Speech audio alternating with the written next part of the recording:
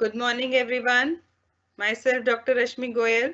I'm visiting faculty in School of Open Learning, University of Delhi. You must be the students of BCom program semester 3 CBCS. The subject is company law. In the last class, I have started with the second unit and I have covered the topics. First, I'll tell you the syllabus again, the syllabus content of unit 2. It will include memorandum of association and its alteration, article of association and its alteration, doctrine of constructive notice and indoor management, prospectus, shelf and red herring prospectus, misstatement in prospectus, book building. यहाँ तक हमने अभी तक cover कर लिया. Unit 2 में हम यहाँ तक का सिलेबस कवर कर चुके हैं.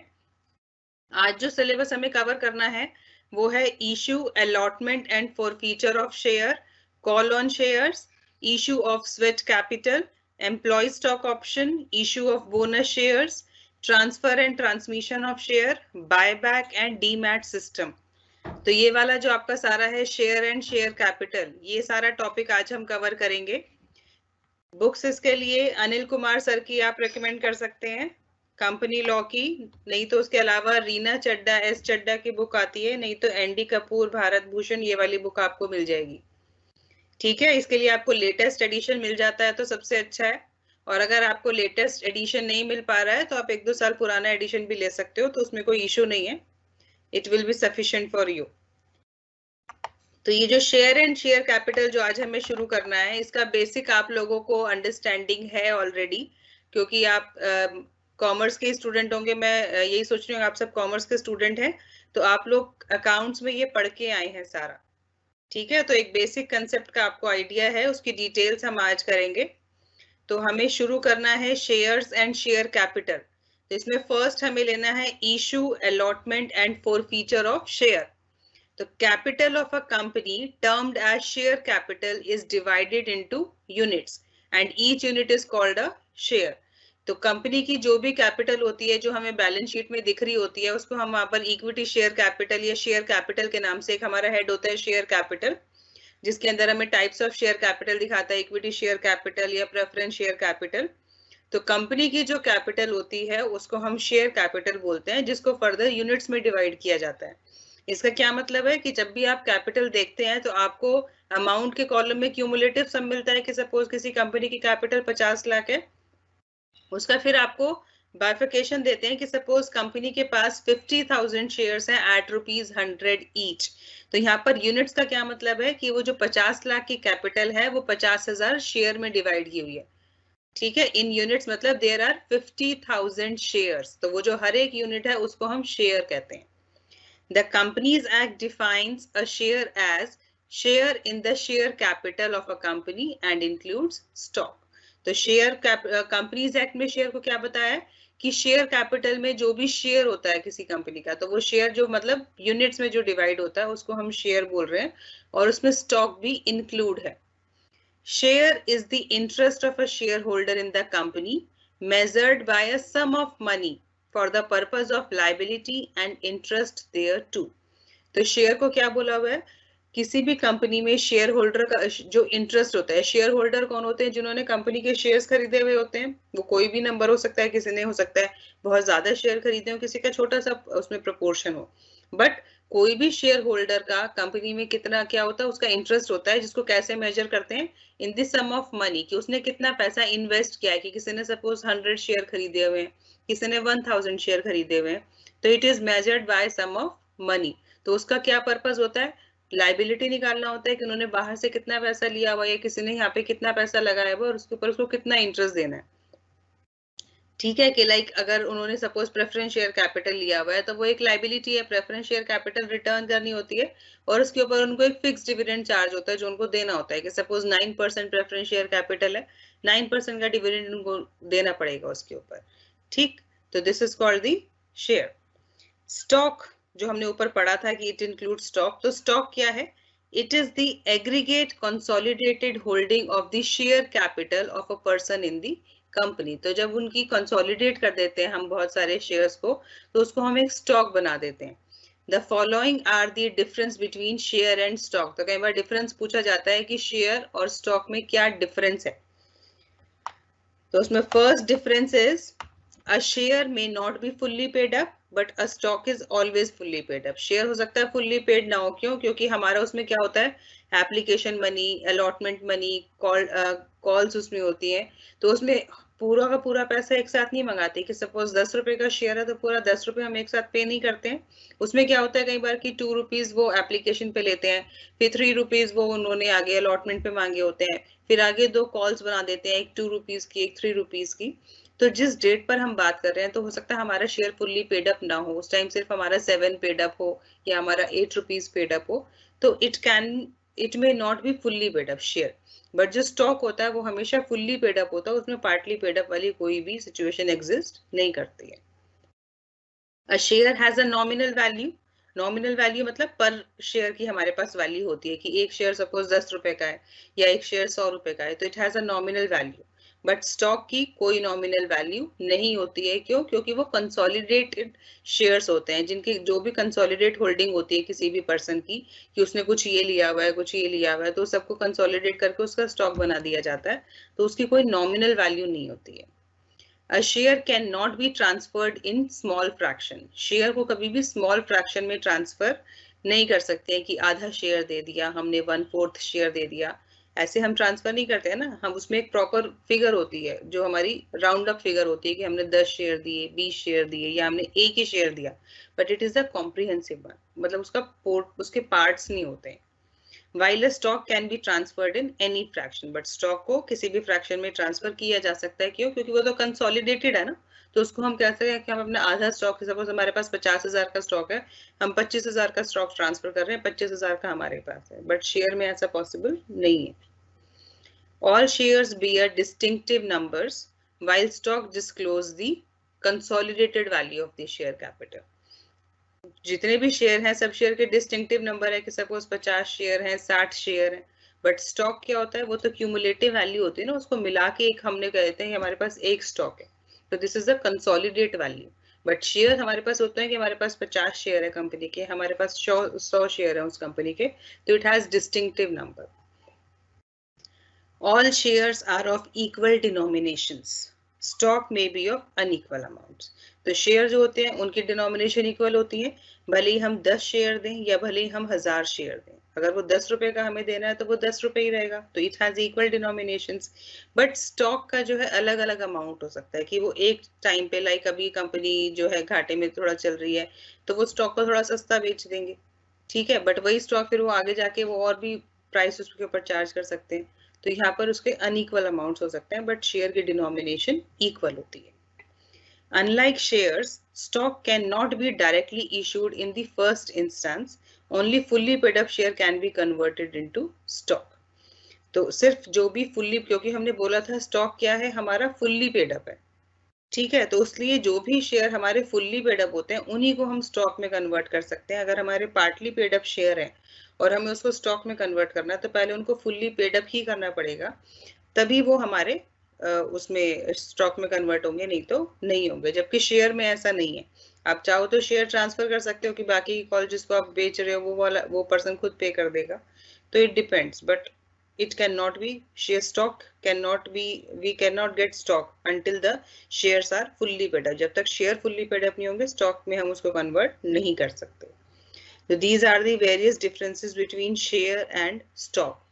I hope this is clear till now. कोई भी डाउट है आप QA टैब में लिखते रहिए, I'll take it up at the end. Now, prospectus issued by a company is an invitation to the public to make offer for the company's share. तो जब भी सेल होती है ना, सेल वहां पर क्या होती है, सेल दो चीजों से मिलके बनती है, एक होता है ऑफर और एक होता है एक्सेप्टेंस। तो जब वहां पर ये दोनों चीज हो जाती है तो हमारा एक कॉन्ट्रैक्ट वहां पर बन जाता है कि पहले किसी ने ऑफर किया और फिर उसने उसको एक्सेप्ट कर लिया। कि जैसे अगर हम सपोज हम कुछ खरीदने गए हैं तो पहले हम ऑफर करेंगे कि सपोज हमें ये चीज खरीदनी है, दुकानदार जो है वो एक्सेप्ट कर लेता है तो हमारे कॉन्ट्रैक्ट बन जाता है कि वी हैव एक्सेप्टेड, तो हम वो उसको खरीद के ले आते हैं, वहां पर एक हमारा काम पूरा हो जाता है। फाइन। तो शेयर में क्या होता है, प्रोस्पेक्टस क्या होता है, प्रोस्पेक्टस होता है कि वहां पर पब्लिक को इनवाइट किया जा रहा है कि आप ऑफर करो। ऑफर कैसे करो कि वहां पे पहले वो प्रोस्पेक्टस देके जो पर्सन होते हैं वो ये सोचते हैं कि हमें इस कंपनी का शेयर खरीदना है, तो वो ऑफर करते हैं कि मुझे इस कंपनी के 100 शेयर चाहिए, तो दिस इज एन ऑफर। तो प्रोस्पेक्टस क्या कर रहा है, वो लोगों को इनवाइट कर रहा है कि वो कंपनी के शेयर खरीदने के लिए ऑफर करें। तो application for shares is the offer from the applicant to purchase share. तो जब भी पर्सन एप्लीकेशन फॉर्म फिलअप करता है तो वो ऑफर कर रहा है कि मैं आपकी कंपनी के इतने शेयर खरीदना चाहता हूँ, ही इज ऑफरिंग। और जब उसको अलॉटमेंट हो जाती है, allotment of share is acceptance by the company of the offer. तो अगर कंपनी उसको अलॉट कर देती है कि अगर उसने 100 शेयर्स के लिए ऑफर किया था कि मुझे 100 शेयर खरीदने हैं और कंपनी उसको 100 शेयर अलॉट कर देती है, तो वो उसकी तरफ से एक्सेप्टेंस हो जाती है। ठीक है, नहीं तो क्या होता है कई बार, जैसे आपने प्रोराटा पढ़ के आए हो, तो उसमें क्या होता है कि मतलब वहां पर एप्लीकेशंस बहुत ज्यादा आती हैं पर नंबर ऑफ शेयर्स कम होते हैं, तो जो लोग जितना डिमांड करते हैं उतने शेयर्स उनको कई बार नहीं मिलते, उनको प्रोपोर्शनेट बेसिस पे मिलते हैं कि जो लोग 100 शेयर मांग रहे हैं उनको 75 शेयर मिले। तो ऑफर तो 100 शेयर का था, अलॉटमेंट 75 शेयर की हुई है। तो ये यहाँ पर क्या होता है, प्रोस्पेक्टस वो इनवाइट कर रहा है लोगों को कि आप आके ऑफर करो शेयर्स के लिए। तो वो ऑफर कैसे करती है public, by making an application. Application form वहां पर कंपनी में सबमिट करती है कि उनको कितने शेयर खरीदने, और जब अलॉटमेंट हो जाती है तो वो उस ऑफर का एक्सेप्टेंस आ जाता है। The communication of acceptance of this offer by an allotment letter or notice give rise to a valid contract between the company and the shareholder. तो जब कंपनी अलॉटमेंट कर देती है तो वो जो अलॉटमेंट कर रही है ना, उसका एक लेटर या कोई भी नोटिस जो है वो उस पर्सन तक पहुंचना चाहिए। और जब वो कम्युनिकेशन कंप्लीट हो जाता है कि यहाँ से उन्होंने एक अपना अलॉटमेंट लेटर भेज दिया उस पर्सन को, तो वो एक वहां पर कॉन्ट्रैक्ट बन जाता है जो फिर दोनों को फुलफिल करना मैंडेटरी है। मतलब फिर ना तो पर्सन उसको रिवोक कर सकता है कि नहीं मुझे नहीं खरीदना, और कंपनी उसको मना नहीं कर सकती है। अगर उसने लेटर दे दिया तो मतलब उसको उस पर्सन को इतने शेयर्स उसको प्रोवाइड करने पड़ेंगे, तो वो एक कॉन्ट्रैक्ट होता है वहां पर। ठीक है, तो offer plus acceptance is equal to contract. ये आपने बिजनेस लॉ अगर आपने पढ़ा है तो उसमें पढ़ा भी होगा। कॉन्ट्रैक्ट क्या होता है, जब ऑफर और ये एक्सेप्टेंस दोनों हो जाती हैं तो वहां पर एक वैलिड कॉन्ट्रैक्ट वहां पर अराइज हो जाता है। Fine, a valid allotment of share has should comply the followings. तो अगर एक वैलिड अलॉटमेंट ऑफ शेयर्स हो रहा है तो उसमें फॉलोइंग जो भी कंडीशंस है वो फुलफिल वहां पर होनी चाहिए। तो उसमें क्या है, allotment should be made by proper authority. The board should pass a resolution of allotment at its meeting. तो जो भी allotment होगा वो proper authority करेगी, कि ऐसा नहीं कि XYZ कोई भी वहां पर कह देगा कि हाँ आपको शेयर मिल गए, तो उसको ऐसे शेयर नहीं मिलेंगे। जो भी proper authority है, बोर्ड ऑफ डायरेक्टर्स है, या जो भी उन्होंने एक टीम बनाई हुई है, अगर वो साइन करके एक अलॉटमेंट लेटर को भेज देते हैं तभी वो अलॉटमेंट माना जाएगा, नहीं तो नहीं माना जाएगा। और उसके लिए बोर्ड को जो है एक प्रॉपर रेजोल्यूशन पास करना पड़ता है कि हाँ हम इन लोगों को ये वाले शेयर्स अलॉट कर देंगे, तब वो हमारा अलॉटमेंट वैलिड अलॉटमेंट माना जाता है। It should be made with in reasonable time. With in reasonable time के सपोज जिस डेट पे उन्होंने अपने ये शेयर्स निकाले हैं मार्केट में, तो 30 दिन का उनको टाइम है कि 30 दिन के अंदर अंदर उनको अलॉटमेंट करनी है। तो अलॉटमेंट तभी वैलिड होगी जब वो उसी टाइम पीरियड के अंदर की जाएगी। अगर उसके बाद वो की जाती है तो वो एक वैलिड अलॉटमेंट नहीं है, वो प्रॉपर एक कॉन्ट्रैक्ट वहां पर नहीं बनता है। इट मस्ट बी कम्युनिकेटेड, जो हमने ऊपर पढ़ा था कि अगर कंपनी अलॉट कर रही है तो उसको एक प्रॉपर नोटिस या कोई भी लेटर उस पर्सन को भेजना पड़ेगा जिसको अलॉटमेंट की जा रही है, जब भी उसको ये पता चलेगा कि हाँ मुझे शेयर अलॉट हो चुके हैं। नहीं तो क्या होता है, वो ये मान के चलेगा कि इस कंपनी का शेयर तो मुझे मिला नहीं, तो वो क्या कर सकता है कि वो किसी दूसरी कंपनी के शेयर अप्लाई कर सकता है, वहां से उसके पास लेटर आ गया कि आपको शेयर मिल गया, तो वो अपना पैसा वहां लगा देगा और यहाँ वाला जो है वो इन बिटवीन रह जाएगा। फिर कंपनी उसको ये ब्लेम नहीं कर सकती कि आपने हमारी कंपनी के शेयर मांगे थे और हमने आपको अलॉट कर दिए, फिर आपको ये शेयर खरीदने पड़ेंगे। क्यों? क्योंकि कंपनी की तरफ से प्रॉपर कम्युनिकेशन नहीं है, उस पर्सन को नॉलेज ही नहीं है इस बात की कि उसको शेयर मिल चुके हैं, तो वहां पर वो बाउंड नहीं है उन शेयर्स को खरीदने के लिए। फिर है it should be absolute and unconditional and must confirm to the terms and condition of application, otherwise the applicant will not be bound by the allotment.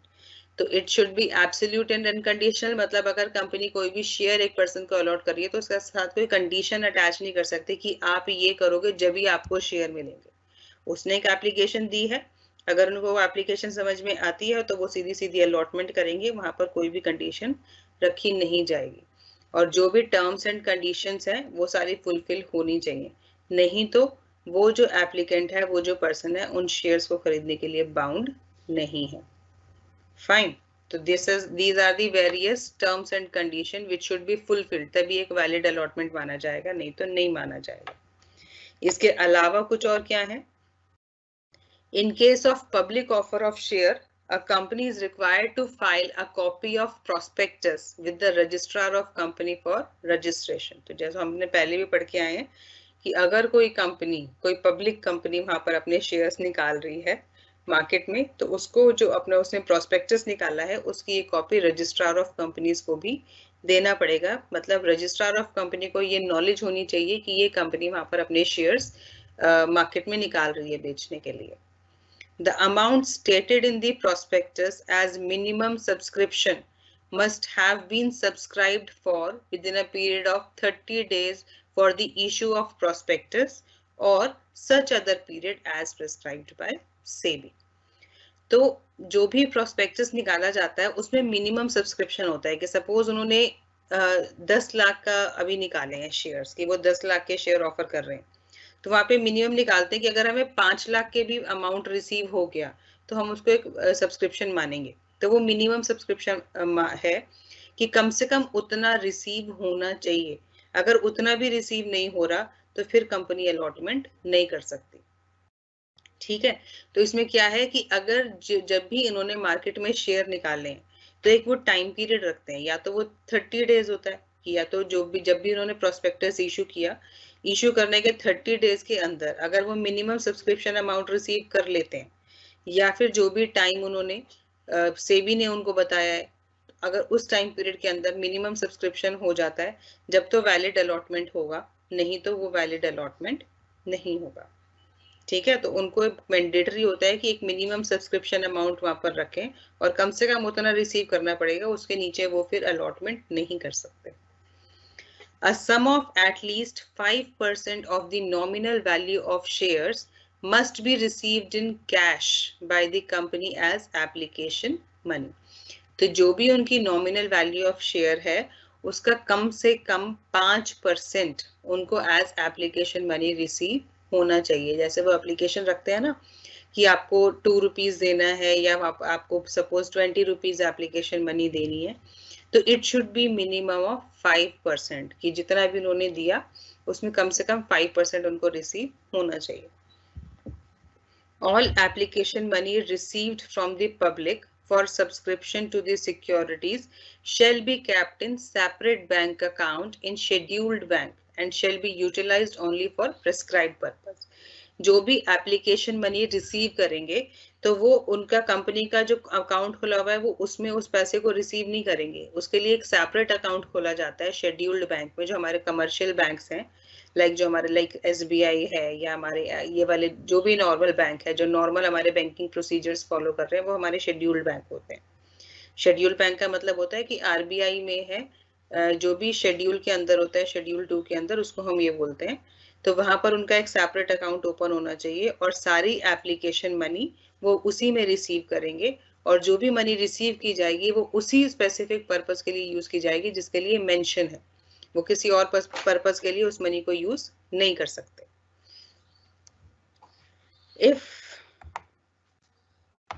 If the stated minimum amount has not been subscribed and the sum payable on application is not received within a period of 30 days from the date of issue of prospectus, the amount received from applicant should be returned within a period of 15 days from closure of such issue, failing which directors and other officers responsible for default shall be jointly and severally liable to repay that money with interest at the rate of 15% per annum।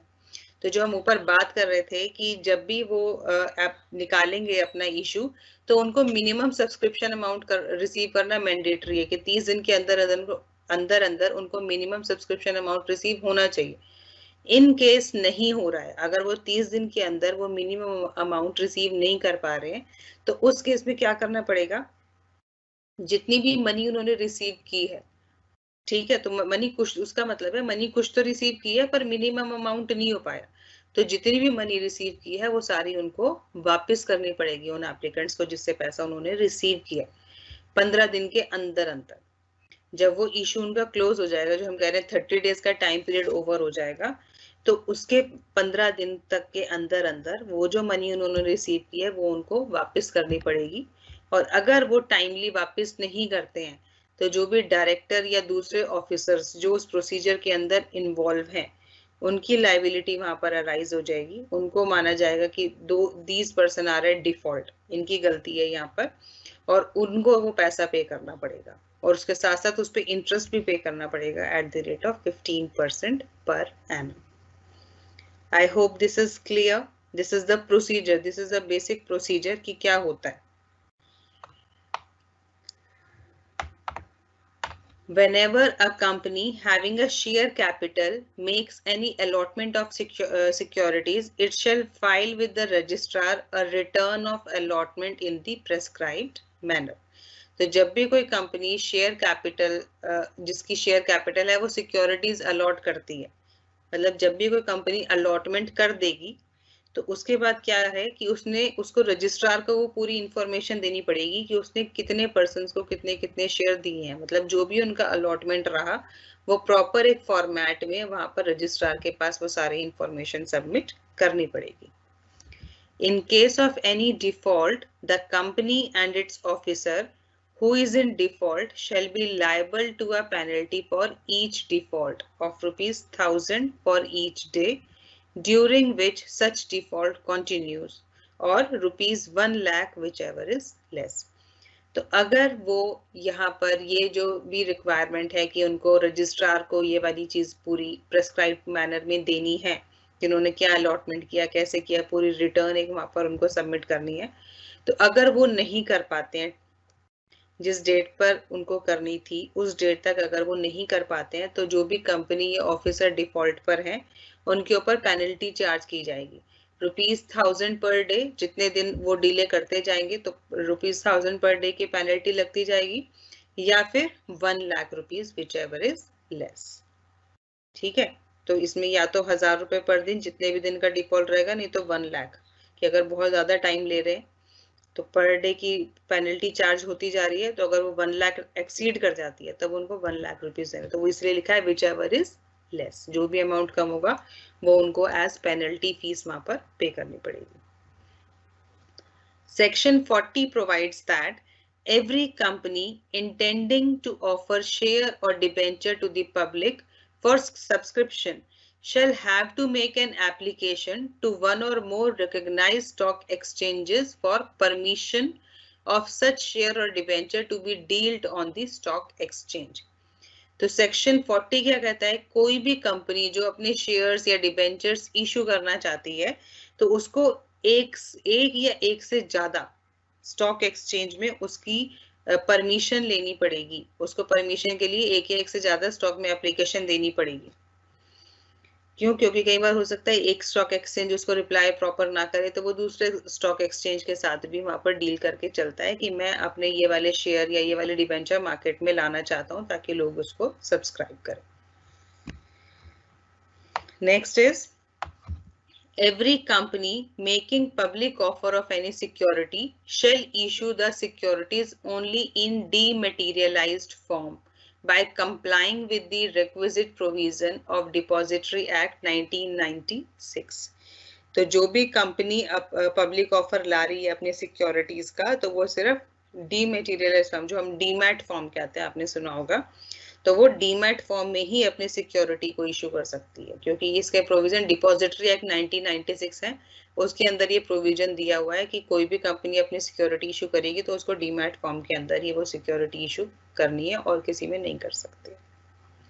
Fine, तो this is regarding the allotment of shares और securities. Now forfeiture आप लोगों को पता है कि कोई भी अगर अपनी कोई भी पर्सन जिसको शेयर अलॉट हो चुके हैं, अगर वो कॉल मनी टाइमली जो भी उससे मनी डिमांड की जा रही है, अगर वो टाइमली पेमेंट नहीं करता है तो कंपनी के पास ये राइट होता है कि उसके शेयर को वो फॉरफीट कर लेता है।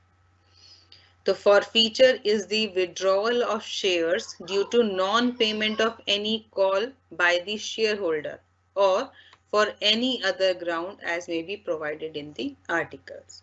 तो forfeiture कि अगर कोई भी शेयर होल्डर टाइमली अपनी कॉल मनी पे नहीं करता है तो कंपनी उसके शेयर को विड्रॉ कर लेती है, उससे वापस ले लेती है, या फिर अगर उन्होंने अपने आर्टिकल ऑफ एसोसिएशन, आर्टिकल्स का मतलब यहाँ पर एओए की बात हो रही है, अगर एओए में उन्होंने कोई और रीजन ऐसा लिखा है कि अगर किसी पर्सन इस कोई डिफॉल्ट पर है, उसमें मेंशन होगा वो डिफॉल्ट, तो उस केस में भी उसके शेयर विड्रॉ किए जा सकते हैं। तो ऐसे किसी भी सिचुएशन में कि जो आर्टिकल्स में मेंशन हो या फिर वो अपनी कॉल मनी नहीं दे पा रहा, तो उस वजह से उस पर्सन के, उस शेयर होल्डर के शेयर को विड्रॉ किया जा सकता है, जिसको हम फॉरफीचर कहते हैं। On forfeiture of shares, the member loses the amount paid thereon and his interest in the ownership of the share. तो ये आपको पता है कि जब भी शेयर का फॉरफीचर होता है तो जो भी अमाउंट उस पर्सन ने, उस शेयर होल्डर ने तब तक दिया होता है, वो सारा अमाउंट भी उनका फॉरफीट हो जाता है, उस मेंबर को वापस कुछ नहीं दिया जाता। He loses the amount he paid, और उसका जो भी इंटरेस्ट होता है ओनरशिप का शेयर्स में, वो सारा वहां पर खत्म हो जाता है, क्योंकि शेयर की ओनरशिप अब उसके पास नहीं होती, वो कंपनी के पास शेयर वापस चले जाते हैं। The power to forfeit share must be expressly given in the company's article. It cannot be implied. तो यहाँ पर दो चीजें होती हैं, एक एक्सप्रेस और एक इम्प्लाइड। एक्सप्रेस क्या होता है, जो स्पेसिफिकली बोलकर लिखकर वहां पर दिया जाता है। तो इसमें क्या लिखा है कि अगर ये जो पावर ऑफ फॉरफीचर है, ये कंपनी के आर्टिकल्स में प्रॉपर लिखी हुई होनी चाहिए। क्यों? क्योंकि हर एक शेयर होल्डर से ये एक्सपेक्ट किया जाता है कि वो कंपनी का एओए और एमओए, उसकी प्रॉपर नॉलेज हर एक शेयर होल्डर को होनी चाहिए, उसने ढंग से एओए और एमओए को पढ़ा होना चाहिए। तो उसमें एक्सप्रेसली गिवन होना चाहिए कि अगर उसने ये नहीं किया तो उसके शेयर फॉरफीट हो जाएंगे। इम्प्लाइड क्या होता है, जहां मान के चला जाता है, तो यहाँ पर मान के नहीं चला जाएगा। कि जैसे इम्प्लाइड का हम एग्जाम्पल लें, तो जैसे अगर सिंपल सी बात करें तो हम रोड पे जा रहे हैं, तो बाहर बस चल रही है, ठीक है, तो बस चल रही है तो एक इम्प्लाइड ऑफर है कि आप बस में चढ़ो, तो वो ऑफर है, और अगर आप उसमें चढ़ जाते हो तो यू आर एक्सेप्टिंग, तो वहां पर वो एक्सप्रेस तो नहीं कर रहा। बट अगर बस सड़क पे घूम रही है, वो पैसेंजर कैरी कर रही है, तो it is making an offer की ट्रैवल इन आवर बस ऑन अ नॉमिनल फीस, जो भी उसकी जो भी चार्जेस हैं वो पे करके आप बस में ट्रैवल करो, तो वो एक इम्प्लाइड वहां पर ऑफर है। और अगर कोई उसमें चढ़ जाता है तो वो इम्प्लाइडली उसको एक्सेप्ट कर रहा है, तो दिस इज इम्प्लाइड, जहां मानकर चला जाता है। बट एक्सप्रेस का क्या मतलब होता है, जहां स्पेसिफिकली लिखा हुआ हो या स्पेसिफिकली बोल के बताया गया हो। तो फॉरफीचर का क्या मतलब है, फॉरफीचर के लिए क्या दिया हुआ है कि अगर कंपनी फॉरफीट करेगी तो उसको स्पेसिफिकली वहां मेंशन करना पड़ेगा कि इस केस में शेयर फॉरफीट किए जाएंगे। In order that the forfeiture is valid, the procedure expressly prescribed by article must be strictly adhered to. तो अगर फॉरफीचर को वैलिड कर रखना है कि हाँ हमने एक वैलिड फॉरफीचर किया है, तो उसके लिए जो भी आर्टिकल्स में प्रॉपर प्रोसीजर्स या जो भी उन्होंने वहां पर मेंशन किया हुआ है, उसको स्ट्रिक्टली फॉलो किया जाना चाहिए। अगर वो ढंग से फॉलो नहीं किया गया तो वो एक वैलिड फॉरफीचर नहीं माना जाएगा। I hope this is clear till now. किसी को कोई भी डाउट है, please right your queries in the QA tab.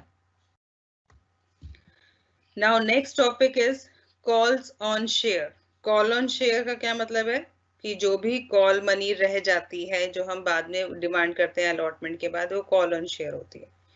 तो after allotment balance amount payable on share can be called in one और मोर इंस्टॉलमेंट। तो अलॉटमेंट के बाद, जैसे हमने बोला था, क्या होता है, पहले एप्लीकेशन मनी देनी होती है। एप्लीकेशन जब आप शेयर ऑफर, कंपनी को ऑफर करोगे कि मैं इतने शेयर खरीदना चाहता हूँ, तब आप कुछ मनी वहां पर देते हैं, that is called application money. जब कंपनी आपको शेयर अलॉट कर देती है, उस टाइम फिर आप कुछ पैसा देते हो, that is called allotment money. तो अलॉटमेंट के बाद जो भी अमाउंट रह जाता है, उसको 1 या 2 इंस्टॉलमेंट में पे करना होता है। तो वो जो इंस्टॉलमेंट है वो हमारे कॉल्स होती हैं. The company has to send notices for such payment of such amount. तो कंपनी को उस वाली पेमेंट के लिए नोटिस भेजना पड़ता है कि ये वाला अमाउंट आपको पे करना है, तो वो उसको कॉल्स कहते हैं. Demand made by a company towards the payment of value of share in pursuance of resolution of board and the terms of article is termed as call. तो इसमें क्या है कि जो भी कंपनी डिमांड करती है, पहले रिजोल्यूशन पास किया जाता है कि हाँ भाई अब हमें ये कॉल इस टाइम लेनी है, या जो भी आर्टिकल्स में टर्म्स एंड कंडीशन है उसके बेसिस पर जब भी कंपनी डिमांड करती है तो उसको हम कॉल कहते हैं. तो कॉल आई थिंक सबको समझ में आ गया ये. A company may, if so authorized by its article, accept from any member the whole or a part of amount remaining unpaid on any share held by him, even if no part of that amount has been called up. तो आपने सुना होगा ना कि वहाँ पे advance call का आपको लिखी होती है कि कुछ लोग एडवांस कॉल मनी पे कर देते हैं, कि कंपनी ने कॉल मनी डिमांड भी नहीं किया फिर भी उन्होंने एडवांस पेमेंट कर दी. तो ये कंपनी कर सकती है प्रोवाइडेड कि उसके आर्टिकल्स में, आर्टिकल ऑफ एसोसिएशन में उसको ये ऑथोराइज किया गया हो, उसको ये पावर दी गई हो कि अगर कोई शेयर होल्डर चाहे तो अपनी नेक्स्ट कॉल का, जो कंपनी ने अभी तक कॉल नहीं की है, उसका कुछ अमाउंट या पूरी कॉल मनी वो एडवांस में कंपनी को दे सकता है. A member of the company limited by share shall not be entitled to any voting right in respect of advance call amount paid by him until that amount has been called up.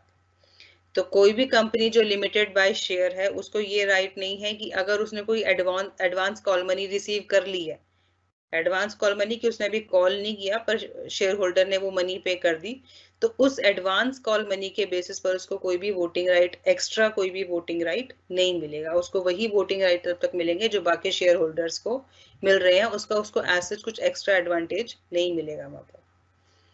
A company may, if so authorized by its article, pay dividend in proportion to the amount paid upon each share. तो अगर company का article of association उसको authorise करता है तो वो अपने share holders को उनकी शेयर कैपिटल, जो भी उनका शेयर का अमाउंट पेड अप है, प्रोपोर्शनेट बेसिस पर उनको डिविडेंड पे कर सकती है कि जिसने जितना अमाउंट पे किया हुआ है उसके प्रोपोर्शन में उसको डिविडेंड दिया जाएगा. तो उसके इसमें जो भी पर्सन टाइमली अपने कॉल मनी या जो भी उससे अमाउंट डिमांडेड है टाइमली पे कर रहा है तो he will get the advantage of getting the dividend.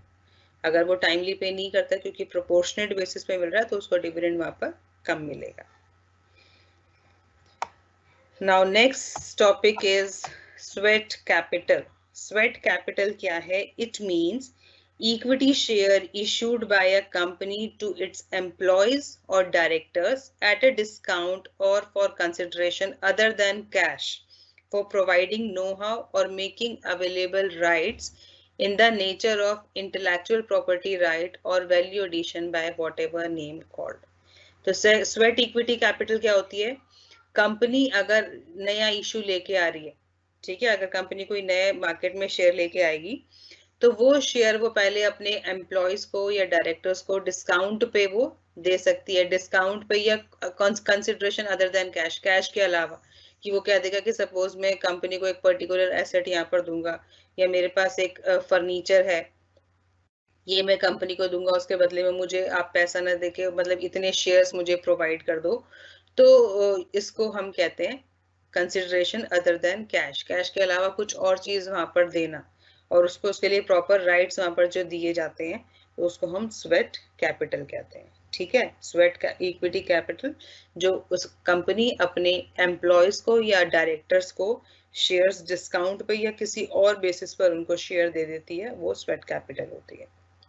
According to section 54, a company may issue sweat equity share of a class of shares already issued if the following conditions are fulfilled. तो कोई भी company जो अभी तक a class of share already issued, जो अभी तक उन्होंने शेयर इशू किए हुए हैं उसी में ही आगे फर्दर इशू वो स्वेट इक्विटी शेयर कर सकती है, प्रोवाइडेड कि ये कंडीशंस उनकी फुलफिल होनी चाहिए. The issue is authorized by a special resolution passed by the company. तो अगर कंपनी को स्वेट इक्विटी शेयर्स इशू करने हैं तो पहले उनको स्पेशल रिजोल्यूशन पास कराना पड़ेगा, उसके बाद ही इशू होगा। The resolution specifies the number of shares, the current market price, consideration if any, and the class or classes of director of or employees to whom such equity shares are to be issued.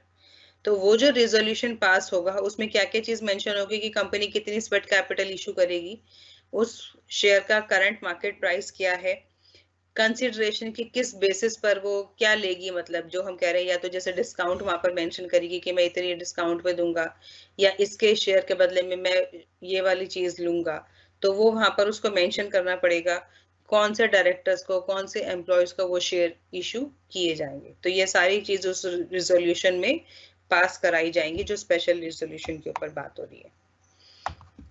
Where the equity share of the company are listed on a recognized stock exchange, the sweat equity share should be issued in accordance with regulation made by SEBI.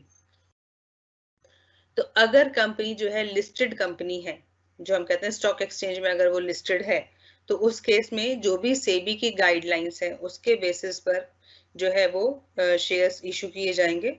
और अगर वो listed नहीं है तो जो भी उन्होंने rules regulations अपने आप बनाए हैं, कंपनी ने अपने आप बनाए हैं, उनको फॉलो किया जाएगा जब वो स्वेट इक्विटी कैपिटल को इशू करे। The rights, limitation, restriction and provision applicable to equity shares are applicable to sweat equity shares issued, and the holder of such share rank pari passu with the other equity shareholders. तो जो भी rights, limitations, restrictions जो भी हमारे available हैं equity share holders को, वही सारे same rights, limitation, restriction, same provision हमारे स्वेट इक्विटी शेयर होल्डर्स के लिए भी अप्लाई होंगे। इट विल रिमेन सेम और उनकी वही पोजीशन होगी कंपनी में जो बाकी शेयर होल्डर्स की होती है। तो this is the sweat equity capital. तो इनके ऊपर शॉर्ट नोट आ सकता है आपको कि what is sweat equity capital, right a short note on sweat equity capital. तो you should consider this point in mind. Next is employee stock option. Employee stock option, तो according to section 2 subsection 37 of Companies Act 2013 define employee stock option as, क्या है employee stock option? The option given to the director, officer or employees of a company or of its holding company or subsidiary company or companies if any, which gives such directors, officer or employee the benefit or right to purchase or to subscribe for the share of a company at a future date and at a predetermined price.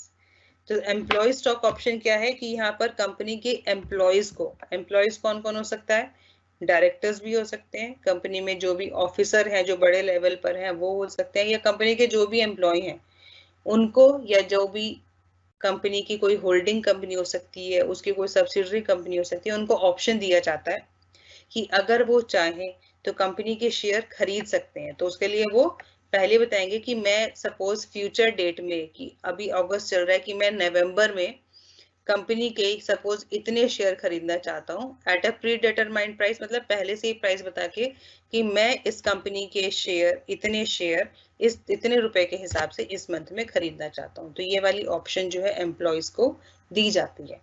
तो ये एक advantage ही हो गया, एक तरीके से उनको incentive दिया जाता है कि सपोज जैसे कंपनी एक काफी ग्रोइंग कंपनी है, तो जिस कंपनी का शेयर सपोज आज 230 रुपए का है, वो पता चलेगा उस टाइम 400 रुपए का हो जाएगा नवंबर तक। बट एम्प्लॉयज को वो वाला प्री डिटरमाइंड प्राइस, मतलब अगर 230 में उन्होंने बोला है तो नवंबर में भी उनको 230 का ही वो शेयर मिलेगा, उनको 400 रुपए का शेयर नहीं मिलेगा। तो this is a kind of incentive the company used to give to its employ. जो एम्प्लॉय स्टॉक ऑप्शन है, तो ये यहाँ पर बेसिकली एज एन इंसेंटिव दिया जाता है कि अगर एम्प्लॉयज चाहें तो वो इस कंपनी का शेयर फ्यूचर डेट पर एक प्री डिटरमाइंड प्राइस पर खरीद सकते हैं। As per section 62 subsection 1 subsection B of the Act, where at any time a company having a share capital proposes to increase its subscribed capital by issue of further shares, such share can be offered to employees under a scheme of employee stock option. तो ये कब है कि जब company further issue करना चाहती है, company सोच रही है कि मुझे अपनी शेयर कैपिटल को अब सब्सक्राइब्ड जो शेयर कैपिटल है उसको इंक्रीज करना है, तो वो मार्केट में अपना इशू लाना चाहती है। तो उस केस में वो क्या करती है, पहले अपने एम्प्लॉयज को ये वाली ऑप्शन देती है कि अगर वो चाहें तो वो ये वाले शेयर्स को सब्सक्राइब कर सकते हैं, subject to special resolution passed by the company and subject to such condition as may be prescribed।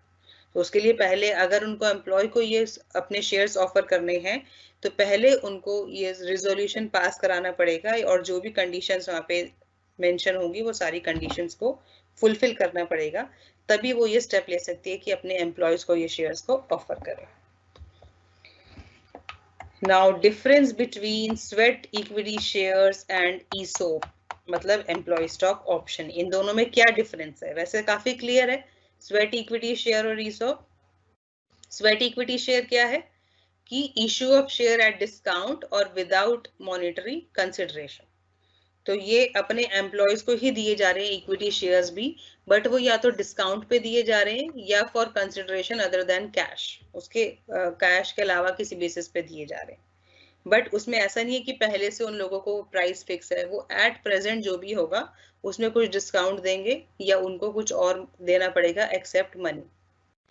ESOP क्या है? It is a grant of option to purchase share at predetermined price given to employees. तो यही difference है कि वहां तो वो current price पे ले रहे हैं, बट यहाँ पर ये प्री डिटरमाइंड प्राइस, जो पहले से प्राइस उनका फिक्स है, उस पे वो शेयर को सब्सक्राइब करेंगे।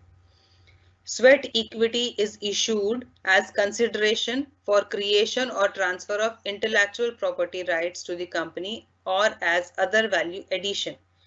These can be issued to employees, officer and director of the company. तो उसमें बेसिक पर्पस क्या होता है कि जो भी उनके एम्प्लॉयज होते हैं उनका बेसिकली वहां पर एक वो बनाना, लाइक उनको एक इंटेलेक्चुअल प्रॉपर्टी राइट जो है वो ट्रांसफर करना। बट ESOP में उनका बेसिक पर्पस क्या होता है? It is given as a incentive and retention plan. जो मैंने बोला था कि उनको एज एन इंसेंटिव दिया जाता है, जो भी उनके एम्प्लॉयज या ऑफिसर्स होते हैं उनको एज एन इंसेंटिव ये शेयर्स दिए जाते हैं। Sweat equity can be issued to the promoters of the company, whereas ESOP cannot be issued to promoters or promoter group. तो स्वेट इक्विटी शेयर जो है वो प्रोमोटर्स को भी दिए जा सकते हैं, बट एम्प्लॉय स्टॉक ऑप्शन सिर्फ एम्प्लॉयज के लिए होता है जो वहां पर काम कर रहा है उनके लिए होता है, तो प्रोमोटर्स के लिए वो शेयर अवेलेबल नहीं होते। Sweat equity shares are mainly intended to be issued to build up equity for directors or promoters with technical capability। तो स्वेट इक्विटी शेयर का बेसिक पर्पस क्या होता है कि जो भी डायरेक्टर्स है, प्रोमोटर्स है, उनको उनकी टेक्निकल कैपेबिलिटी के साथ उनको वहां पर बनाया जाए। बट यहाँ पर ESOP का बेसिक पर्पस क्या होता है? It is generally issued based on a scheme formulated bye a company stipulating the eligibility criteria such as number of years of services, employee grade etc। तो ESOP का basic purpose क्या होता है कि incentive देना। तो वो इंसेंटिव ऐसा नहीं है कि हर क्लास ऑफ एम्प्लॉयज को दे देते हैं कि नीचे की सपोज उनका जो ग्राउंड स्टाफ है या सबको लिए शेयर, नहीं, वो वहां पर डिसाइड करते हैं कि जो लोग हमारे यहाँ 10 साल से काम कर रहे हैं या जो लोग 5 साल से काम कर रहे हैं, ये बेसिकली ये ऑप्शन उनको दिया जाता है ताकि उनको रिटेन हम कर सकें, अब हमारी कंपनी छोड़ के ना जाए, तो उनको एज एन इंसेंटिव वो प्रोवाइड किया जाता है। There is minimum lock-in period of 3 years for sweat equity, whereas for ESOP minimum lock-in period is 1 year। तो जो स्वेट इक्विटी है उसका मिनिमम लॉक इन पीरियड 3 साल का होता है और ESOP का लॉक इन पीरियड 1 साल का होता है।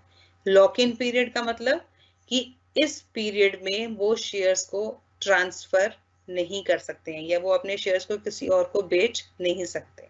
This is called lock in period. जैसे अगर आपने अभी रिसेंट सुना होगा तो येस बैंक जो अभी पीछे काफी मतलब बुरी हालत में था, उसको फिर सरकार ने काफी देखा था, जो उसका आया भी था न्यूज में काफी कि येस बैंक को काफी नुकसान हो गया, उसके प्रोमोटर्स वगैरह भाग गए हैं वहां पर। तो उसमें फिर SBI ने उसके शेयर्स को खरीदा था और उसमें फिर लॉक इन पीरियड लगा दिया था। आई थिंक उसका भी लॉक इन पीरियड 3 साल का है कि 3 साल तक उनके शेयर्स को कोई भी नहीं छेड़ सकता है। जिसने अगर शेयर वो खरीद लिया तो मिनिमम 3 साल उसको शेयर अपने पास रखने पड़ेंगे, उसमें कोई भी ट्रेडिंग नहीं हो सकती है 3 साल तक। This is called lock in period, कि जहां वो उसको ताला चाबी में बंद करके रख दिया, कितने टाइम के लिए आप इनको भूल जाओ, आप इसमें कुछ भी नहीं कर सकते हो। तो स्वेट इक्विटी शेयर में 3 साल और ESOP में 1 साल। Now next topic is issue of bonus shares. तो बोनस शेयर्स आप लोगों को सबको पता है। When a company accumulates a large surplus, it may convert this surplus into capital and divide it among the members in proportion to their rights. This is done by issuing fully paid shares representing the increased capital. तो bonus shares क्या है कि जब company के पास बहुत ज्यादा surplus इकट्ठा हो जाता है, ठीक है, कि कंपनी को काफी प्रॉफिट हो रहा है, उतना उसको री इन्वेस्ट करने की जरूरत नहीं है या कुछ भी, तो if he having large surplus, तो उस केस में वो उस सरप्लस को कैपिटल में कन्वर्ट कर देती है, अपनी मतलब शेयर कैपिटल को बढ़ा देती है। और जो भी कैपिटल उसने इंक्रीज की अपने मेंबर्स में, वो प्रोपोर्शनेट बेसिस पर, किस प्रोपोर्शन में, जो भी शेयर्स उनके पास हैं, हर मेंबर के पास जितने भी शेयर होंगे, तो उस प्रोपोर्शनेट बेसिस पर उसको वो मेंबर्स में डिवाइड कर देती है। तो वो कैसे करती है, उनको fully paid up bonus shares देकर। और जो भी बोनस शेयर इशू किया जाता है वो हमारी कंपनी की कैपिटल में रिफ्लेक्ट होता है, कि अगर उन्होंने 1 लाख का बोनस शेयर दिया है या उन्होंने सपोज 15 लाख के बोनस शेयर्स दिए हैं, तो वो हमारी कैपिटल जो है, शेयर कैपिटल, वो 15 लाख से इंक्रीज्ड वैल्यू दिखाएगी, कि सपोज पहले 50 लाख था तो अब वो 65 लाख की कैपिटल दिखाएगी। ठीक है, तो बोनस शेयर जब कंपनी के पास एक्स्ट्रा सरप्लस काफी इकट्ठा हो जाता है, तो वो फिर अपने शेयर होल्डर्स को जो है प्रोपोर्शनेट बेसिस पर fully paid up bonus shares को इशू कर देते हैं, जो उनकी शेयर कैपिटल का पार्ट बनता है। A company may issue fully paid up bonus share to its members in any manner whatsoever out of, तो वो बोनस शेयर्स कहाँ से दिए जाते हैं, जो हम कह रहे हैं सरप्लस इकट्ठा हो गया, तो वो सरप्लस कहाँ से वो मान के चल रहे हैं, तो it is given out of its free reserve, जो हमारे फ्री रिजर्व्स होते हैं, जैसे रिजर्व्स एंड सरप्लस हमारा जो होता है, तो वो होता है। दूसरा होता है securities premium amount, securities premium account. तो सिक्योरिटीज प्रीमियम अकाउंट की जब हम शेयर कैपिटल इशू करते हैं, तो जो हम, अगर हमारा शेयर प्रीमियम पे जा रहा है, तो वो प्रीमियम हमारा सिक्योरिटीज प्रीमियम अकाउंट में आ रहा होता है। तो एक तो होते हैं free reserve, security premium account, CRR capital redemption reserve account, provided that no issue of bonus shares shall be made by capitalizing reserves created by revaluation of asset. तो उन 3 में से तो दे सकता है, फ्री रिजर्व में, security premium account, CRR, but bonus share के लिए अगर उन्होंने रिवैल्यूएशन ऑफ एसेट करके कोई भी रिजर्व क्रिएट किया था, तो उसको वो कैपिटलाइज नहीं कर सकते हैं बोनस इशू करने के लिए। फाइन, बट कुछ एक्सेप्शंस हैं, कुछ सिचुएशंस हैं जहां पर हम उन रिजर्व्स को कैपिटलाइज कर सकते हैं, जो हमने अभी बोला कैपिटलाइज नहीं करना है, but there are some situations, there are some like जहां पर हम उसको कैपिटलाइज कर सकते हैं। कब कर सकते हैं? If it is authorized by its article, अगर कंपनी का आर्टिकल ऑफ एसोसिएशन उसको ये ऑथोराइज कर रहा है, उसको ये पावर दे रहा है कि आप अपने प्रॉफिट और रिजर्व को कैपिटलाइज कर सकते हो, तब वो उसको कैपिटलाइज कर देगा। It has on the recommendation of the board been authorized in the general meeting of the company. Company की जनरल मीटिंग में उसको ये पावर मिल गई कि आप अपने प्रॉफिट्स को जो या रिजर्व्स को कैपिटलाइज कर दो, तब वो उसको कैपिटलाइज कर देगा। It has not defaulted in payment of interest or principal in respect of fixed deposit or debt securities issued by it. अगर जो भी डेट सिक्योरिटी थी उसमें कोई पेमेंट करनी थी, लाइक डिबेंचर्स हैं, उनकी टाइमली पेमेंट हो रही है, उनको टाइम पे इंटरेस्ट पे किया जा रहा है, या और भी उनको कोई फिक्स डिपॉजिट्स पे इंटरेस्ट या प्रिंसिपल अमाउंट पे करना था, अगर उन्होंने टाइमली पे किया हुआ है, वहां कोई डिफॉल्ट नहीं है, तो उस केस में भी उसको वो कैपिटलाइज कर सकते हैं। If it has not defaulted in respect of payment of statutory dues of the employees, employees के टूवर्ड्स उनकी जो भी फिक्स्ड ड्यूज थे कि जो उनको पे करने थे, अगर वो उन्होंने टाइमली पे किए हुए हैं तब भी वो उसको कन्वर्ट कर सकते हैं। The partly paid up share, if any outstanding on the date of allotment, are made fully paid up. तो जो भी उनके पार्टली पेड अप शेयर थे पहले उनको उस डेट पर फुल्ली पेड अप उनको कन्वर्ट करना पड़ेगा, उसके बाद ही वो उसको कैपिटलाइज कर सकते हैं। And it complies with such condition as may be prescribe, जो भी कंडीशन वहाँ पे प्रेस्क्राइब है वो सारी फुलफिल करनी पड़ेंगी, उसके बाद वो अपने प्रॉफिट्स को कैपिटलाइज कर सकते हैं। The bonus share shall not be issued on leave of dividend, dividend की जगह बोनस शेयर्स को इशू नहीं किया जा सकता। डिविडेंड अलग है, बोनस शेयर कब देना है? अगर आपके पास सब कुछ देने के बाद भी कुछ आपके पास एक्स्ट्रा फंड्स बच गए हैं तब आप बोनस शेयर इशू करेंगे, वरना नहीं करेंगे। Now transfer and transmission of share. Transfer and transmission of share ये मैं आपको क्रिस्प में बता दूं तो ट्रांसफर ऑफ शेयर क्या होता है? अगर कोई किसी शेयर होल्डर के पास शेयर है और वो किसी और को देना चाहता है, शेयर आपको पता है एक मूवेबल प्रॉपर्टी होती है जो एक से दूसरे को बड़ी इजीली ट्रांसफर की जा सकती है, ठीक है। तो अगर कंपनी के आर्टिकल्स में प्रोवाइडेड है तो ये जो शेयर्स होते हैं ये इजीली ट्रांसफरेबल होते हैं। हर एक शेयर होल्डर के पास ये राइट होता है कि वो अपने शेयर को दूसरे को ट्रांसफर कर सकता है। बट ट्रांसमिशन क्या होता है? ट्रांसमिशन होता है कि वहां पर शेयर होल्डर अपनी इच्छा से ये वो उसको नहीं कर रहा है, वहां पर बाय लॉ वो वहां पर शेयर ऑटोमेटिकली ट्रांसफर हो जाते हैं। Transfer of share under the obligation of law अगर हो रहा है तो उसको हम ट्रांसमिशन कहते हैं। ट्रांसफर क्या होता है? वॉलेंटरली अपनी इच्छा से अगर एक शेयर होल्डर दूसरे किसी पर्सन को अपने शेयर ट्रांसफर कर देता है तो वो होता है transfer. Transmission under obligation of law अगर ट्रांसफर ऑफ शेयर होता है तो उसको ट्रांसमिशन कहते हैं। कि अगर कोई सपोज किसी पर्सन की डेथ हो गई है तो उसका जो भी नॉमिनी है वो उसके शेयर जो है उसके नाम पे ट्रांसफर हो जाएंगे। तो दिस इज द ट्रांसमिशन। क्यों? क्योंकि यहाँ पर जो ओनर था उसने अपने शेयर को ट्रांसफर नहीं किया, उसकी डेथ के बाद ऑटोमेटिकली वो शेयर ट्रांसफर हो गए उसके नॉमिनी को। This is under the obligation of law. या फिर कोई पर्सन इनसेन हो गया है, मेंटली रिटार्डेड हो गया है, वो अपने शेयर्स को नहीं देख सकता, तब भी शेयर किसी और को दिए जा सकते हैं। तो this is called the transmission of share. I think दोनों में डिफरेंस पता चल गया। तो एक बार मैं ये पढ़ रही हूँ। Share of a company are movable property and can be transferred by shareholder in the manner prescribed by the article. ठीक है, right of share transfer share is absolute and inherent in the ownership of the share. तो ये जो share का transfer of share का जो right होता है ये फिक्स्ड है और ओनरशिप में ये छुपा हुआ होता है। मतलब उसको अलग से बताना नहीं पड़ता कि आपको ये राइट है कि आप अपने शेयर ट्रांसफर कर दो।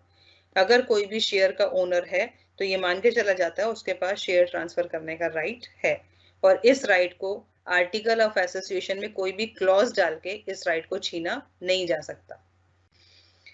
Transmission of share occur in case of death, insanity और insolvency of an individual member. तो अगर किसी की डेथ हो जाती है, इंसेन हो जाता है या इंसॉल्वेंसी हो जाती है तो उस केस में ट्रांसमिशन ऑफ शेयर वहां पर आ जाता है। अब दोनों का डिफरेंस पता चल गया। ट्रांसफर ऑफ शेयर क्या है? वॉलंटरी एक्ट है, और transmission under bye operation of law, मतलब ऑब्लिगेशन है उसकी। ये ट्रांसफर ऑफ शेयर करने के लिए एक प्रॉपर इंस्ट्रूमेंट होता है कि एक के नाम से दूसरे के नाम पे अगर ट्रांसफर हो रहे हैं तो वहां पर एक फॉर्मल इंस्ट्रूमेंट होता है जिसके थ्रू ये ट्रांसफर ऑफ शेयर होता है। बट जो ट्रांसमिशन ऑफ शेयर है उसमें ऐसा कोई भी फॉर्मल इंस्ट्रूमेंट रिक्वायर्ड नहीं है कि अगर कोई पर्सन मर गया तो उसके लिए क्या फॉर्मल इंस्ट्रूमेंट होगा? कुछ भी नहीं होगा। तो उसको सिर्फ ये इंटीमेट करना पड़ता है कंपनी को कि हम मेरे इसके शेयर अब इसके नाम पे ट्रांसफर हो गए हैं, और साथ में प्रूफ लगाना पड़ता है कि किस वजह से ट्रांसफर हो गए। That's it. उसके अलावा कोई फॉर्मल इंस्ट्रूमेंट वहां पर नहीं चाहिए। Transfer of share is not possible in case of restrictions being put up by any regulation और लॉ। तो अगर वहां पर कोई लॉ ने रेस्ट्रिक्शन लगा दी, जैसे सपोज लॉक इन पीरियड जैसे हम बोल रहे हैं कि 3 साल का है, तो 3 साल तक कोई भी ट्रांसफर ऑफ शेयर नहीं हो सकता। बट ऐसी कोई भी सिचुएशन, ऐसा कोई भी रेस्ट्रिक्शन ट्रांसमिशन में नहीं होता। क्यों? क्योंकि अगर कोई पर्सन मर गया तो उस केस में तो उसको लॉक इन पीरियड नहीं देखेंगे ना, वो ऑटोमेटिकली नॉमिनी को वहां पर ट्रांसफर हो जाते हैं। Buyback of share, buyback of share क्या होता है कि कई बार कंपनी जब कंपनी अपने शेयर खुद खरीद लेती है, वो भले ही मार्केट से खरीदे, ओपन मार्केट से, या फिर अपनी शेयर होल्डर से जाके वो शेयर अगर खरीद लेती है, तो उसको हम बायबैक ऑफ शेयर कहते हैं। कि कई बार क्या होता है, कंपनी के पास पैसा बहुत है, वो चाहती है कि उसका पैसा जितना मार्केट में है वो उसके पास वापस है, मतलब उसको उतने शेयर अभी नहीं चाहिए, इतनी शेयर कैपिटल की उसको जरूरत नहीं है, तो वो अपने शेयर को बाय बैक कर लेती है। बाय बैक कब कर सकती है? उसको आर्टिकल ऑफ एसोसिएशन में ये ऑथोराइज होना चाहिए, पावर होना चाहिए कि वो बाय बैक कर सकती है। जनरल मीटिंग में उसको एक रिजोल्यूशन पास कराना पड़ेगा और उसमें ये एक्सप्लेन करना पड़ेगा बायबैक कि वो बायबैक क्यों करना चाहती है, या उससे रिलेटेड जो भी इंफॉर्मेशन है वो सारी उस स्पेशल रिजोल्यूशन में उसको मेंशन करनी पड़ेगी, जो उनको पास कराना पड़ेगा। इसके अलावा the amount involved in the buyback must not be more than 25% of total paid up capital and free reserve of the company। तो कितना बायबैक कर सकती है? जो भी उसकी टोटल पेड अप कैपिटल है प्लस फ्री रिजर्व, उसके 25% से ज्यादा, सिर्फ उसका 1/4 अमाउंट तक वो बायबैक कर सकती है, उससे ज्यादा नहीं कर सकती। कंपनी की जो डेट इक्विटी रेशियो है बायबैक के बाद भी 2:1 रहनी चाहिए, उसकी वो रेशियो चेंज नहीं होनी चाहिए। ऐसा ना हो कि कंपनी के पास इक्विटी बहुत ज्यादा हो जाए और डेट कम रह जाए। The proportion should be 2:1 after buyback.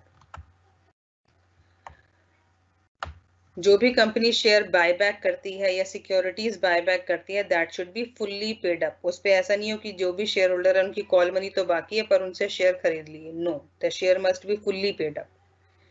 The buyback of share or other specified securities listed on any recognized stock exchange must be in accordance with the SEBI guidelines। अगर company buyback कर रही है share का और वो listed है, तो उनको सेबी की गाइडलाइंस को फॉलो करना पड़ेगा जो भी इन्होंने बायबैक के लिए दी हुई है। और अगर वहां पर कुछ भी, अगर वो एक अनलिस्टेड शेयर्स हैं, तो उस केस में उनको सेंट्रल गवर्नमेंट की जो गाइडलाइंस हैं बायबैक के लिए, उनको फॉलो करना पड़ेगा। तो बायबैक के लिए फंड कहाँ से यूज हो सकता है? उसके लिए वही फ्री रिजर्व्स यूज कर सकते हैं, सिक्योरिटीज प्रीमियम अकाउंट में जो भी अमाउंट है वो यूज हो सकता है, या फिर उन्होंने कहीं फ्रेश इश्यू कुछ और किया था, वहां से जो पैसा इकट्ठा हुआ उससे वो बायबैक ऑफ शेयर कर सकते हैं। ठीक है।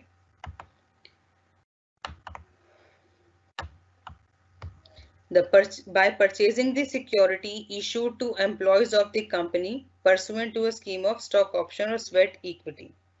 तो ये वही है कि यहाँ पर ये दोनों चीजें भी बायबैक के लिए यूज की जा सकती है। कि मतलब अगर उन्होंने एम्प्लॉय स्टॉक ऑप्शन में जो शेयर दिए थे या स्वेट इक्विटी में जो शेयर दिए थे, जो भी एम्प्लॉयज को शेयर दिए गए हैं, वहां से भी वो सिक्योरिटी को परचेज कर सकती है।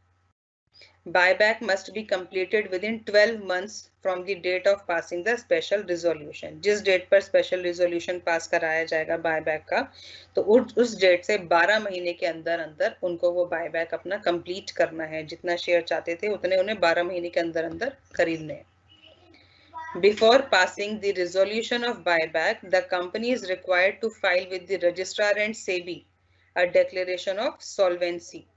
तो कंपनी को अपनी सॉल्वेंसी रिपोर्ट जो है वो वहां पर सबमिट करनी पड़ेगी रजिस्ट्रार के पास और सेबी के पास, जिसको बोर्ड ऑफ डायरेक्टर्स जो है वेरीफाई करेंगे, मतलब वो एफिडेविट देंगे या जो भी रिक्वायरमेंट होगी।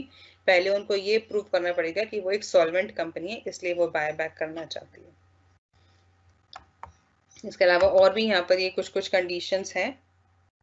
लास्ट में एक बार आपके साथ डिस्कस करूंगी डीमैट सिस्टम। डीमैट सिस्टम आप लोगों को पता है, जो हम कह रहे थे डीमेटीरियलाइज्ड फॉर्म में जो शेयर इशू किए जाते हैं।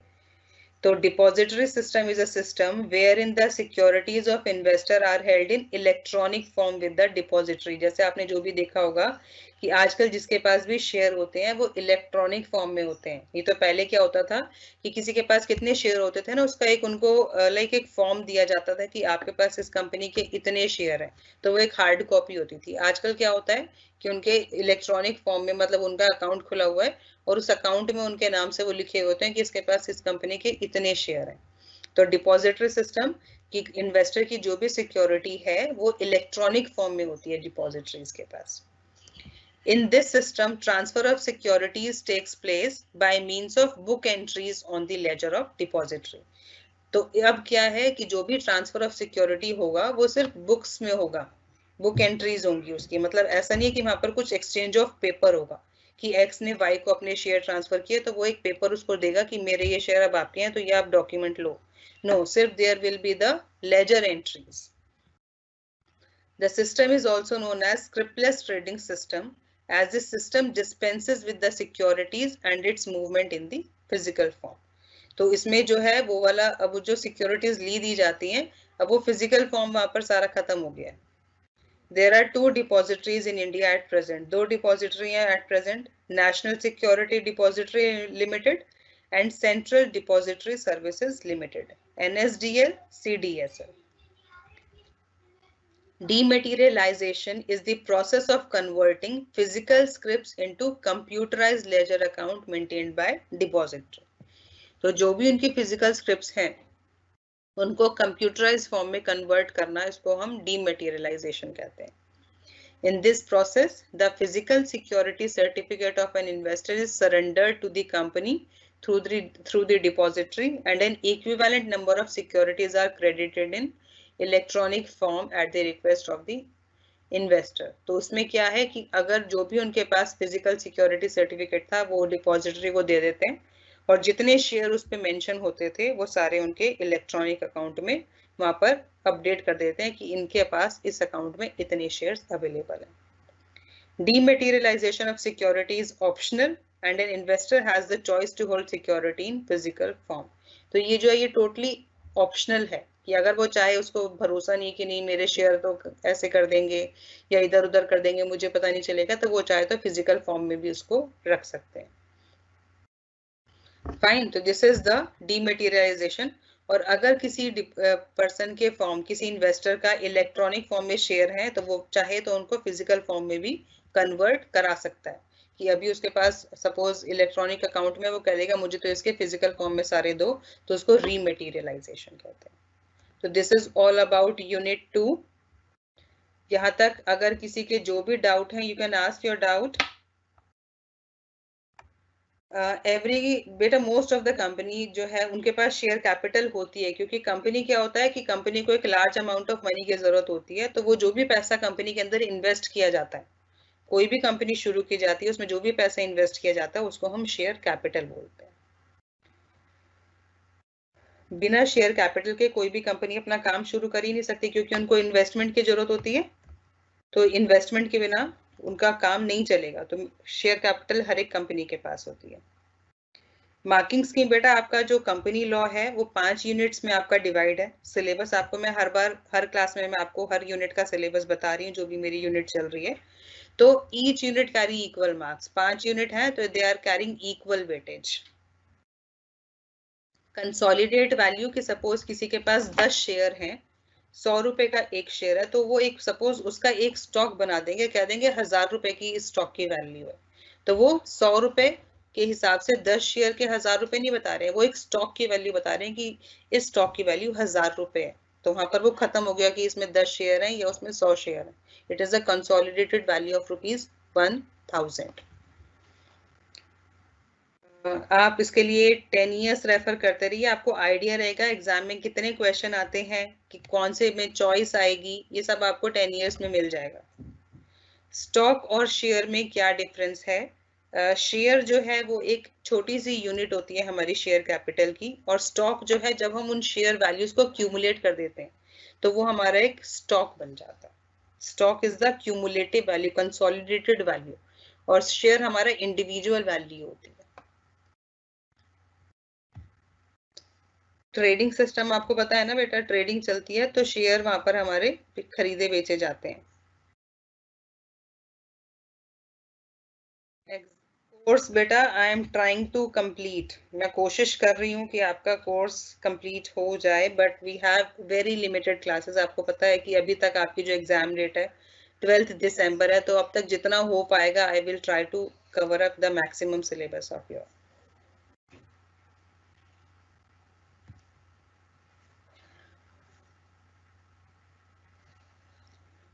क्वेश्चन के आंसर बेटा, अगर आपको वहां पर इलेबोरेट, अगर सपोज आपको 15 नंबर का कोई क्वेश्चन आता है तो उसमें आप बहुत शॉर्ट में नहीं लिखोगे, क्योंकि 15 नंबर आपको फिर चाहिए तो आपको फिर उसमें देना पड़ेगा ना, और यूजुअली आपको इसमें तो सारा पॉइंट्स का है, मैक्सिमम पॉइंट्स दोगे तो you will get the very good marks.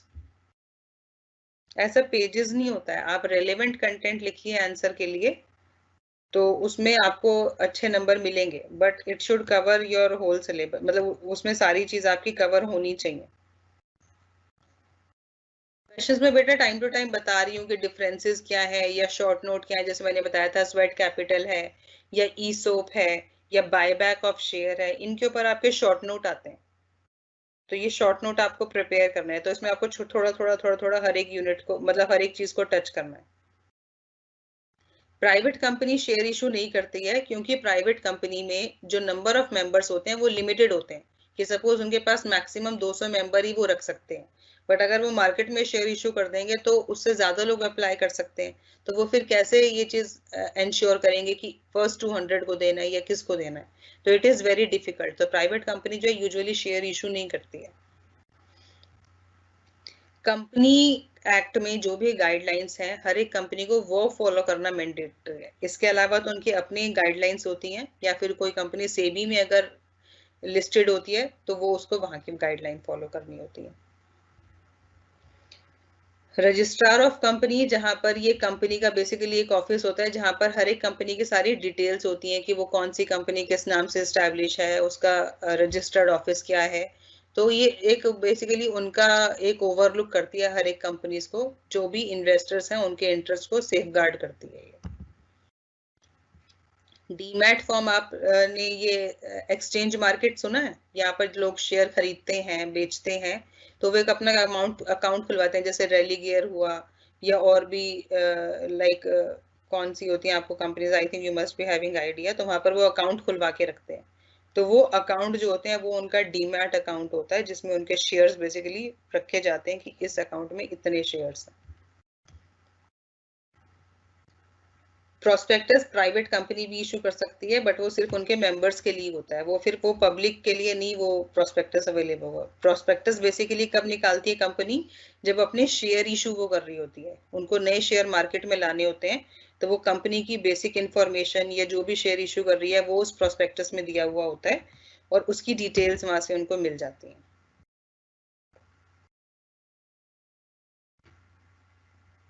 Call on share बेटा कि जैसे आपने इशू ऑफ शेयर्स आप पढ़ के आए हो 12th में, तो पहले तो एप्लीकेशन वहां पे जाती है कि हमें इतने शेयर खरीदने हैं, तो उन्होंने कुछ पैसे उसके साथ दिए। फिर जब कंपनी शेयर अलॉट कर देती है तो फिर अलॉटमेंट मनी वो पे करते हैं। तो उसके बाद जितना पैसा रह जाता है, कि सपोज पर शेयर की बात करें तो 10 रुपए का शेयर था, 5 रुपए तक तो उन्होंने पे कर दिया, बाकी के 5 रुपीज लेफ्ट है, तो वो कंपनी इंस्टॉलमेंट बना देती है कि ये आपको 2 इंस्टॉलमेंट में पे करना है। तो वो जो इंस्टॉलमेंट है that is called call money. Call का मतलब जब कंपनी कॉल करेगी उनको वो ये पैसा पे करना पड़ेगा।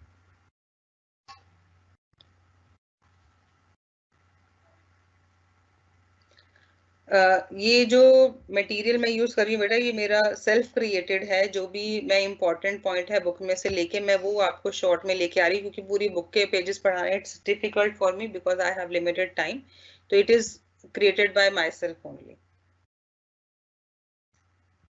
परिपशु का मतलब कि they are having the same rights as the other shareholders are having, कि स्वेट इक्विटी शेयर जिनको इशू किए जा रहे हैं तो उनके पास भी वो सेम राइट्स होंगे, वो उसी लेवल पर होंगे जो बाकी शेयर होल्डर्स इस लेवल पर हैं। एक ही बात है, sweat share sweat capital, share capital को ही हम स्वेट शेयर या स्वेट स्वेट कैपिटल की बात कर रहे हैं। इक्विटी शेयर होल्डर्स जिन्होंने शेयर कंपनी की इक्विटी शेयर्स जिन्होंने कंपनी के खरीदे हुए हैं उनको हम इक्विटी शेयर होल्डर बोलते हैं।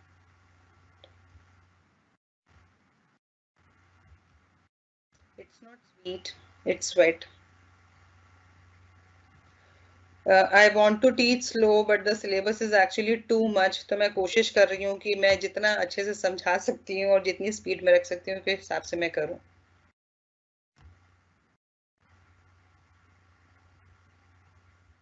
शेयर पर ट्रांसफर हो सकते हैं but better the limit can should not exceed 200 members.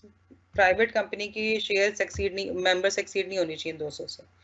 Insanity होती है कि अगर किसी कोई आदमी अपना दिमागी संतुलन खो दे तो ही that person is called insane person. Security exchange board of India, full form of SEBI securities exchange board of India. Demat account बेटा, फंड तो आपका एक अलग होता है, डीमैट अकाउंट जहाँ पे आपकी ट्रेडिंग बेसिकली चल रही होती है। आप बुक मैंने आपको बताया था, आप अनिल कुमार सर की बुक ले सकते हो, रीना चड्डा ले सकते हो, एनडी कपूर ले सकते हो, इन तीनों में से कोई भी बुक आप इस सब्जेक्ट के लिए ले सकते हो। ऑनलाइन एग्जाम ही होंगे आपके, ऑफलाइन एग्जाम अभी नहीं है अभी तक के हिसाब से। बाकी आप SOL की वेबसाइट चेक करते रहो, आपको उस पर पूरी डिटेल्स मिलेगी। कॉल ऑन शेयर बेटा, जो मनी रह गई, लेफ्ट आउट मनी, अलॉटमेंट के बाद जितना पैसा रह गया उसको इंस्टॉलमेंट में मंगाती है कंपनी, उस इंस्टॉलमेंट को हम कॉल मनी कहते हैं। पेपर पैटर्न आपका वही बेटा, अगर OBE में था तो आपका पुराना एग्जाम जैसा आपका आया था कि पहले आपको आया था कि 6 आपको क्वेश्चंस दिए गए थे, 4 करने थे, तो होपफुली अभी भी यही रहेगा। अभी तक तो ऐसा कोई चेंज नहीं पता चला।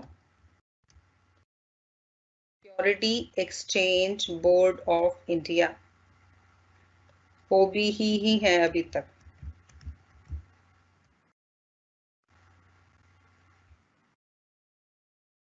बोनस शेयर होता है कि कंपनी के पास बहुत ज्यादा पैसा अब इस टाइम आ गया, प्रॉफिट बहुत ज्यादा हो रहा है कि डिविडेंड देने के पास भी बाद भी काफी सरप्लस अमाउंट उनके पास बच गया, तो वो अपने जो भी शेयर होल्डर्स हैं उनको शेयर इशू कर देते हैं, तो that is called bonus share. तो उस सरप्लस में से बोनस शेयर्स वो बोनस इशू करते हैं, तो वो उनकी शेयर कैपिटल का पार्ट बन जाता है और फ्री ऑफ कॉस्ट दिए जाते हैं शेयर होल्डर्स को, that is called bonus issue.